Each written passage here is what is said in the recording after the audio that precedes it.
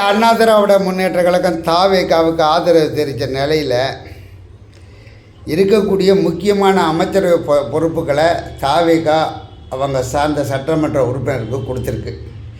இப்போ மிச்சம் மீதியாக இருக்கக்கூடிய அமைச்சரவை இலாக்காக்களை எந்தெந்த இலாக்காக்களை அதிமுகவுக்கு தாவேகா அரசு கொடுக்கும் அப்படின்ற ஒரு கேள்வியில் அனைத்து இந்திய அண்ணா திராவிட முன்னேற்ற கழகத்தில் இருந்து தாவேகாவுக்கு ஆதரவு கொடுத்தவங்க இப்போ ரொம்ப டீப்பாக திங்க் பண்ணிகிட்ருக்காங்க. அவங்க எதிர்பார்க்கக்கூடிய இலாக்காக்கள் அவங்களுக்கு கிடைக்காத பட்சத்தில் தாவேகாவுக்கு கொடுக்கப்பட்ட ஆதரவு நீடிக்குமா இல்லை அதை வாபஸ் வாங்கிக்குவாங்களான்ற ஒரு கன்ஃபியூஷன் கூட இப்போ தமிழ்நாட்டில் இருக்க பொலிட்டிஷியன் மத்தியில் பரவலாக பயங்கரமாக பேசப்பட்டு வருது. இதனால் அனைத்து இந்திய அண்ணா திராவிட முன்னேற்ற கழகம் 7 அமைச்சரவை கேட்குறாங்க, 2 வாரியம் கேட்குறாங்க. இந்த நிலைப்பாட்டில் அமைதியாக இருந்த விடுதலை சிறுத்தைகள் கட்சிகளையும் இப்போ எங்களுக்கு 2 அமைச்சரவை கொடுங்க அப்படின்னு கேட்குறாங்க.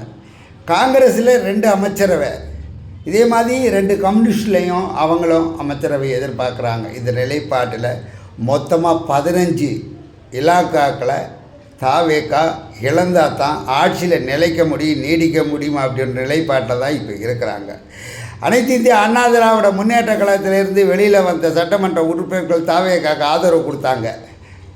ஆனால் அவங்க கேட்கக்கூடிய இலாக்காக்கள் அவங்களுக்கு கிடைக்குமா இல்லை அதை விஜய் தலைமையிலான தாவேகா அரசு கொடுக்குமா இல்லை இவங்களுக்குள்ளே கருத்து முரண்பாடு ஏற்படுமா என்றதை நம்ம பொறுத்துன்னு தான் பார்க்கணும்.